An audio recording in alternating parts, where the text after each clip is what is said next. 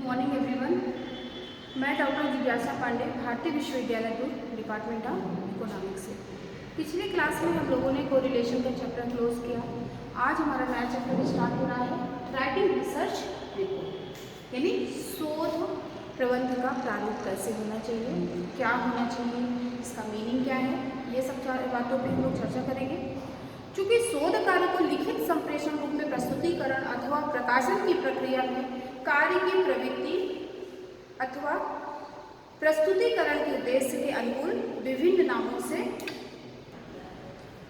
प्रक्रिया में कार्य की प्रवृत्ति अथवा प्रस्तुतिकरण के उद्देश्य के अनुकूल विभिन्न नामों, जैसे हम लोग शोध प्रबंध नाम देते हैं, शोध निबंध नाम देते हैं, तथा विवरण अथवा लेख आदि के नाम से हम लोग इसको शोध प्रारूप को जानते हैं। जब हम लोग वर्णन करते हैं इसकी, तो वर्णन की सीमा में तथा प्रस्तुतिकरण यानी प्रेजेंटेशन का जो विस्तार होता है, इन स्थितियों में सभी शोध संबंधी रचनाएं एक दूसरे से बहुत ज़्यादा अलग अलग होती हैं। फिर भी ऐसी आशा की जाती है कि वह एक सामान्य आकार का हो, उसकी विधि एक हो, शैली बनावट ऐसा अपनाएं जिनको व्यावसायिक कार्यकर्ताओं और संस्थाओं ने निर्धारित किया हो, जो शैक्षिक क्षेत्रों में परंपरागत हो चुके हैं, पिछले से वो सारे नियम चले आ रहे हैं। आकार संबंधी ऐसी एकरूपता, विषयों में अंतर होने पर भी संबंधित प्रदत्तों के प्रस्तुतिकरण तथा विचारों के प्रभावशाली आदान प्रदान व प्रसार के लिए आवश्यक होता है। ऐसा करते समय शोधार्थी अथवा विद्यार्थी को उस उद्देश्य का ध्यान रखना चाहिए जिसके लिए वे शोध प्रबंध लिखा जाता है। जनरली हम लोग देखेंगे कि शोध प्रबंध दो विधियों में लिखा जाता है। पहली विधि क्या है? पहली विधि में यदि उसका सारांश प्रस्तुत किया जाए तो संपादकीय बोर्ड के सम्मुख यानी संपादकीय बोर्ड के सामने प्रकाशन के उद्देश्य से प्रस्तुत करना होता है।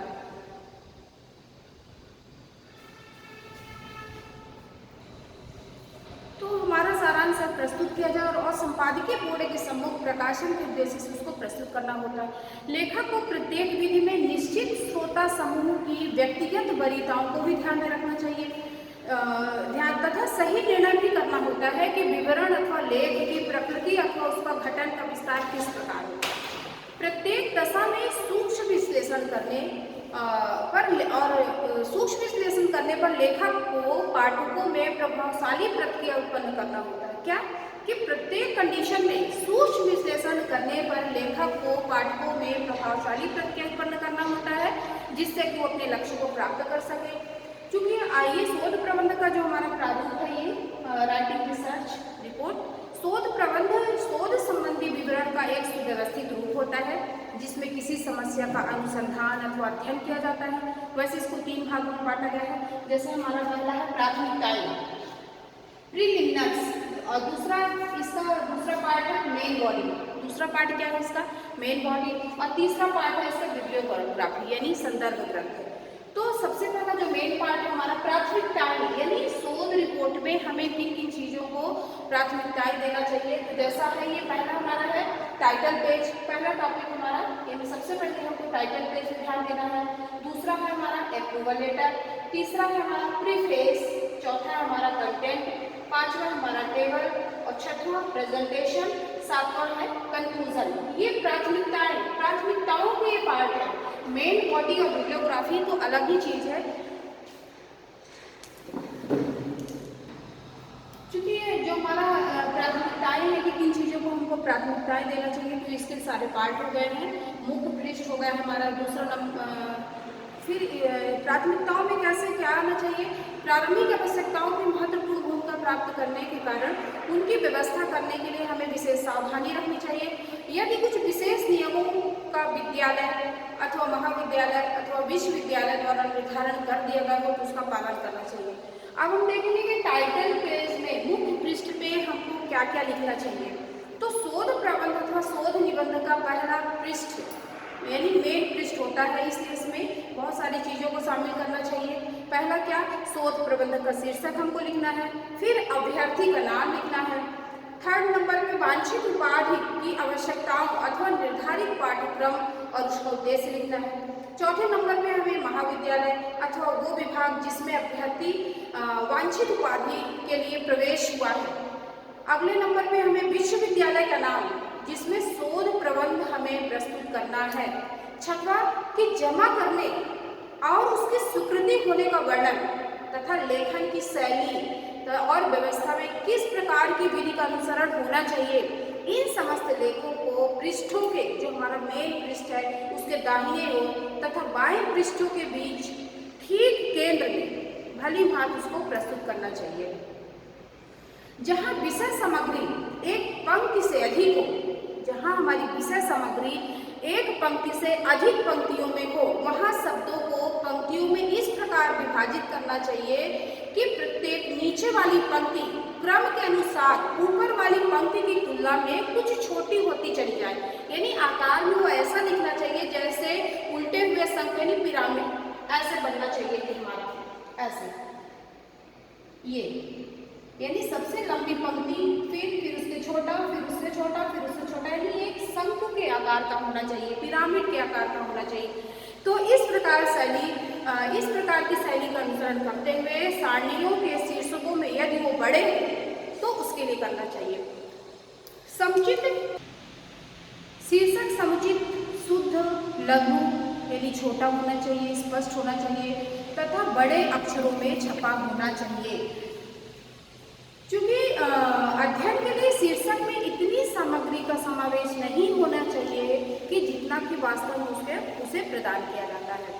उस दशा में शोध प्रबंध को 2 या 2 से अधिक भागों में विभक्त किया जाए तो आधा शीर्षक या मुख्य पृष्ठ जो होता है, मुख्य पृष्ठ का प्रथम अध्याय के आरंभ होने से पहले ही रख दिया जाए। उसे बड़े अक्षरों में पृष्ठ के मध्य में लिखा जाना चाहिए, जिसे गिनती में तो ले लेना चाहिए परंतु उस पर कोई संख्या क्रम नहीं देना चाहिए। अब हमारा सेकंड टॉपिक आ रहा है approval letter. Approval letter in the sense अनुमोदन पत्र क्या है।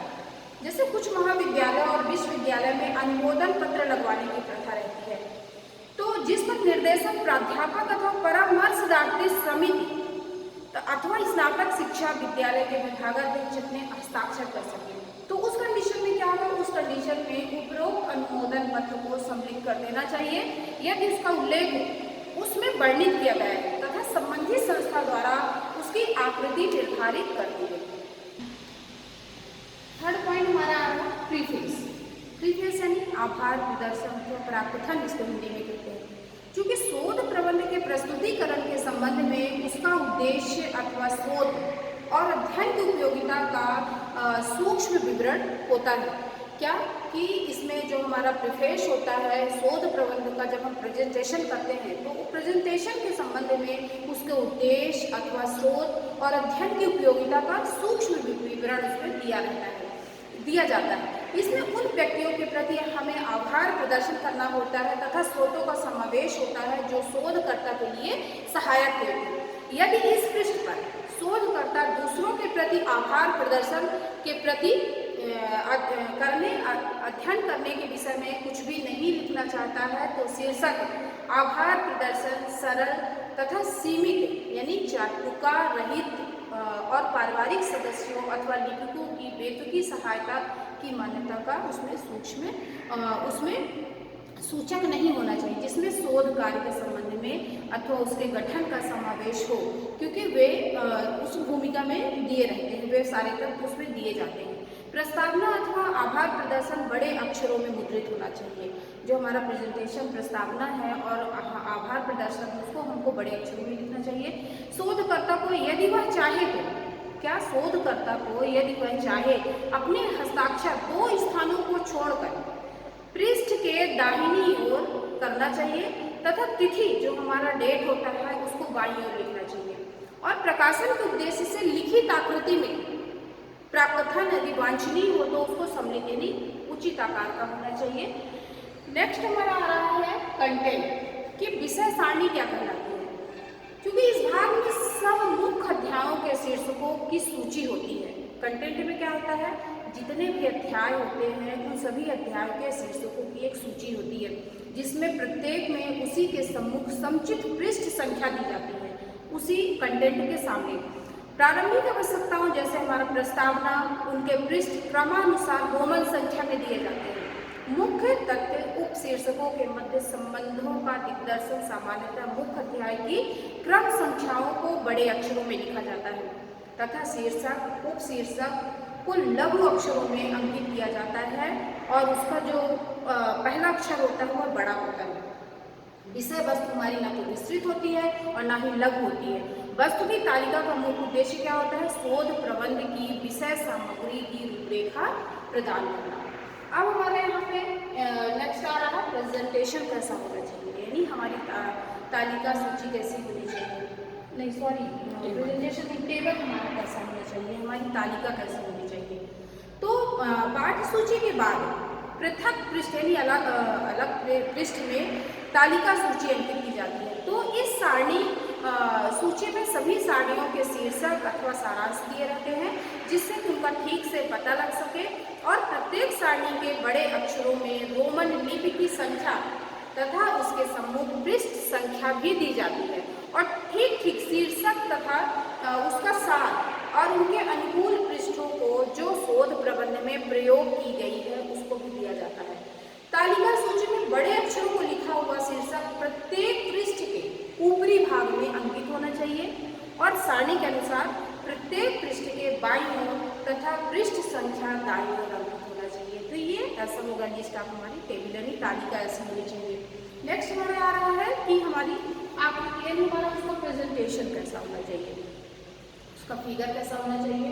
यदि शोध प्रबंध में किसी प्रकार का मानचित्र है अथवा लेखा चित्र है अथवा अन्य प्रकार की आकृतियों का प्रयोग किया गया हो तो चित्रों को सूची तथा सारणी सूची के रूप में भी उसी प्रकार प्रथम पृष्ठ पर बनाई जाती है।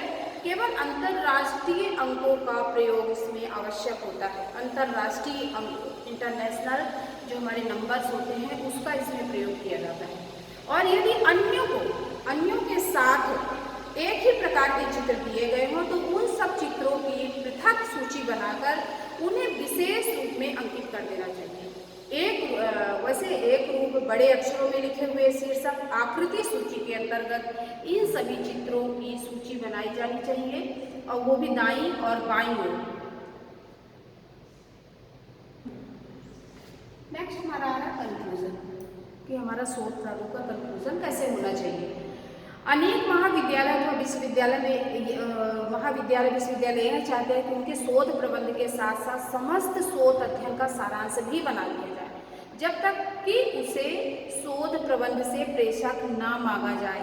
इससे प्रारंभिक अनुसूचियों के अंतिम भाग में पाठकों तथा निरीक्षकों की सुविधा के लिए सम्मिलित कर देना चाहिए। कई विश्वविद्यालय अधिक अच्छा समझते हैं कि इसे मुख्य पृष्ठ से भी पहले सम्मिलित कर देना चाहिए हमारे कंक्लूजन को, जिससे कि अध्ययन की प्रवृत्ति को एक ही दृष्टि से ज्ञान हो जाए। यानी जब हम कोई उसे देखे तो पहले ही नज़र में समझ जाए कि इसका सारांश यानी कंक्लूजन इसका कैसा होगा।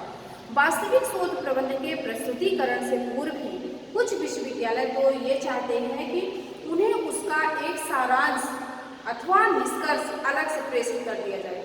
थोड़े से पृष्ठों अथवा निश्चित शब्दों में निष्कर्ष सामान्यीकरण तथा सुझावों के साथ साथ अध्ययन का लक्ष्य यानी उसका उद्देश्य, उसका क्षेत्र एरिया और उसकी मेथड विधि की रूपरेखा निर्मित करना ही हमारे सार का मुख्य उद्देश्य होता है। विभिन्न संस्थाओं के निश्चित शब्दों की संख्या भिन्न भिन्न होती है तथा शोध अध्ययन की प्रवृत्ति के अनुकूल अथवा उसकी उस उपाधि के अनुरूप होती है जिसके लिए वह प्रस्तुत की जाती है।